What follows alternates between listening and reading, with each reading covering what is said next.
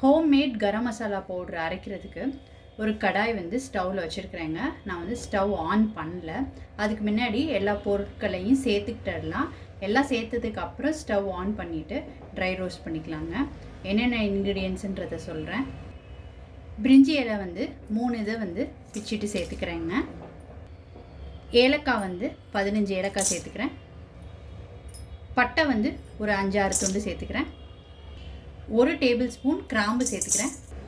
Maze வந்து ஒரு 2 இது வந்து பிச்சு போட்டிருக்கேங்க, அது சேர்த்துக்கிறேன். நட்சத்திர சோம்பு வந்து 3, கருப்பு ஏலக்காய் 3, மராட்டி மூக்கு வந்து 2, நட்மெக் வந்து ஒரு பாதி சேர்த்துருக்குறேங்க. இதெல்லாம் சேர்த்ததுக்கப்புறம் ஸ்டவ் ஆன் பண்ணி ட்ரை ரோஸ்ட் பண்ணிக்கலாங்க.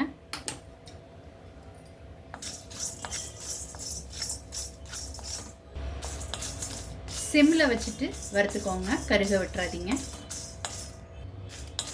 இது எல்லாமே கை பொறுக்கிற சூடுக்கு வறுத்தாச்சுங்க. இப்போ இது ஒரு பிளேட்டில் கொட்டிக்கலாம்.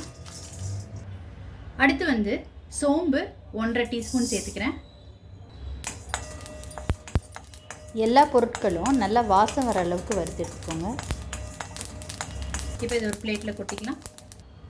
அடுத்து பெப்பர் வந்து 2 டீஸ்பூன் சேர்த்துக்கிறேன்.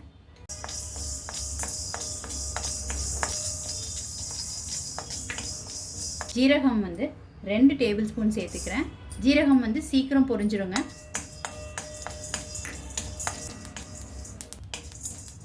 இப்போ அது ஒரு பிளேட்டில் கொட்டிக்கலாங்க.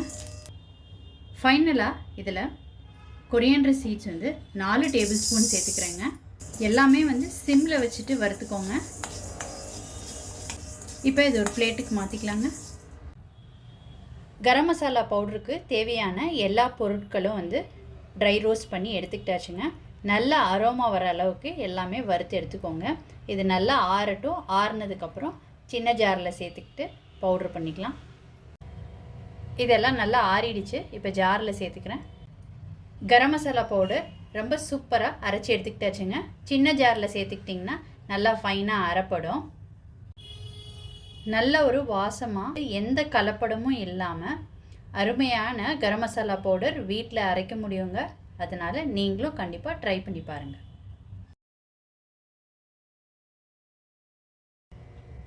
ஜீரகத்தூள் எப்படி அரைக்கலான்றதை பார்க்கலாங்க. ஜீரகத்தூள் அரைக்கிறதுக்கு ஒரு கடாயில் 5 டேபிள் ஸ்பூன் ஜீரகம் சேர்த்துக்கிறேங்க. இதை மிதமான தீயில் ரோஸ்ட் பண்ணிக்கலாம். ஜீரகம் வந்து ரொம்ப நேரம் டைம் எடுக்காதுங்க, சீக்கிரம் ரோஸ்ட் ஆகிடும். நல்ல ஒரு வாசனை வந்து பொரிய ஆரம்பிக்கும். அந்த டைமில் நீங்கள் இதை வேறு பிளேட்டில் கொட்டி ஆற வச்சுக்கோங்க. இதை ஒரு பிளேட்டில் கொட்டி ஆற வச்சுக்கலாம். ஜீரகத்தூள் அரைக்கும் போது 1/4 டீஸ்பூன் மஞ்சள் தூள் சேர்த்துக்கிறேன். கல்லுப்பு கொஞ்சோண்டு சேர்த்துக்கிறேங்க. இது சேர்த்து அரைச்சிக்கிட்டோன்னா ஜீரகத்தூள் வந்து ரொம்ப நாள் கெட்டு போகாமல் இருக்கும். ஜீரகத்தூள் வந்து அரைச்சாச்சுங்க. அடுத்து சோம்புத்தூள் அரைச்சிக்கலாங்க. இதுக்கு ஒரு கடாயில் 5 டேபிள் ஸ்பூன் சோம்பு சேர்த்துக்கிறேன். இதை மிதமான தீயில் ரோஸ்ட் பண்ணி எடுத்துக்கலாங்க. 1 நிமிஷத்துலேருந்து 2 நிமிஷம் தாங்க. நல்லா பொரிய ஆரம்பிச்சிருச்சு. இப்போ இதை ஒரு பிளேட்டில் கொட்டி ஆற வச்சுக்கலாம். சோம்புத்தூள் அரைக்கிறதுக்கு வறுத்த சோம்பை வந்து ஜாரில் சேர்த்துக்கிட்டு இருக்கேங்க. இதோட கொஞ்சமாக உப்பு, ஒரு பிஞ்ச் மஞ்சள் தூள். இப்போ அதை பவுட்ரு பண்ணிக்கலாங்க. சோம்புத்தூள் அரைச்சி எடுத்தாச்சு. நல்லா ஆறிடுச்சுங்க. ஆறினதுக்கப்புறம் ஜாரில் சேர்த்துக்கிறேன். சோம்புத்தூள் சீரகத்தூள் அரைச்சி வச்சுக்கிட்டிங்கன்னா நான்வெஜ் ரெசிபீஸ், கிரேவி, மசால் இந்த மாதிரிலாம் பண்ணும்போது இதில் ஒரு 1/2 ஸ்பூன் போட்டிங்கன்னா நல்ல வாசமாக இருக்குங்க. நான் கம்மி குவான்டிட்டியில் தான் பண்ணியிருக்கிறேங்க. அப்பப்போ ஃப்ரெஷ்ஷாக பண்ணிக்கிட்டிங்கன்னா நல்லா வாசமாக இருக்கும். கடையில் காசு கொடுத்து வாங்குறதுக்கு பதிலாக வீட்டிலே நம்ம அரைச்சி வச்சுக்கலாங்க. கடையில் வாங்காமல் வீட்டில் மல்லித்தூள் எப்படி அரைக்கலான்றதை பார்க்கலாங்க. மல்லித்தூள் அரைக்கிறதுக்கு ஒரு கடாயில் 100 கிராம் மல்லி சேர்த்துக்கிறேங்க. மிதமான தீயில மல்லியை வறுத்து எடுத்துக்கலாங்க. மல்லி கடையில் வாங்கிட்டு வந்த பிறகு அதில் கல் குச்சி அந்த மாதிரி இருந்துச்சுன்னா க்ளீன் பண்ணி புடச்சி எடுத்துகிட்டு அதுக்கப்புறமாட்டி வறுத்துக்கோங்க. இப்போ மல்லி வந்து நல்லா வறுபட்டுருச்சு, நல்லா வாசம் வருதுங்க, கை பொறுக்கிற சூடு வந்துடுச்சு. இப்போ இதை ஒரு பிளேட்டில் கொட்டி ஆற வச்சுக்கலாம். மல்லித்தூள் அரைக்கும் போது வெறும் மல்லித்தூளாக இருக்காமல் அதோட கொஞ்சம் மிளகு வந்து 1 ஸ்பூன் சேர்த்துக்கிறேங்க. மிளகு கொஞ்சம் வறுபட்டதுக்கப்புறம் இதில் 2 ஸ்பூன் ஜீரகம் சேர்த்துக்கிறேங்க. ஜீரகம் வந்து சீக்கிரம் பொரிஞ்சிடும். மிதமான தீயில் வறுத்து எடுத்துக்கிட்டாச்சுங்க. இப்போ பிளேட்டில் கொட்டி ஆற வச்சுக்கலாம். இதெல்லாம் ஒன்றா கொட்டி ஆற வச்சுருக்குறேங்க. இதில் வந்து ஒரு 1/4 ஸ்பூன் வந்து உப்பு சேர்த்துக்கிறேன். இந்த உப்பை வந்து கலந்து விட்டுக்கோங்க. கல்லுப்பு தாங்க சேர்த்துக்கணும், தூள் உப்பு சேர்த்துக்கக்கூடாது. இந்த மாதிரி அரைச்சி எடுத்துக்கிட்டாச்சு. மல்லித்தூள் மிக்சியில் நல்லா ஃபைன் பவுடராக அரைச்சி எடுத்துக்கிட்டாச்சுங்க.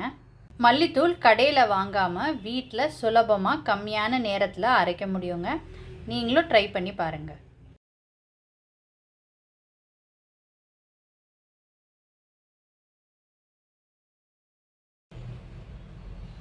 இஞ்சி பூண்டு பேஸ்ட் வீட்டில் எப்படி அரைக்கலான்றதை பார்க்கலாங்க. இஞ்சி பூண்டு பேஸ்ட் அரைக்கிறதுக்கு நான் 1 கப் பூண்டு சேர்த்துக்கிறேங்க. 100 கிராம் இருக்கும் இது. இதில் 75 கிராம் வந்து இஞ்சி சேர்த்துக்கிறேங்க. தோல் நீக்கினதுக்கப்புறம் நல்லா கழுவி எடுத்துக்கோங்க. இஞ்சி பூண்டு பேஸ்ட் கெட்டு போகாமல் ரொம்ப நாளைக்கு இருக்கிறதுக்கு ப்ரிசர்வேட்டிவாக நம்ம வந்து உப்பு கொஞ்சம் சேர்த்துக்கிறேங்க. உப்பு வந்து கொஞ்சமாக சேர்த்துக்கோங்க. இதில் கொஞ்சமாக குக்கிங் ஆயில் வந்து சேர்த்துக்கிறேங்க. இப்போ இதை அரைச்சிக்கலாங்க.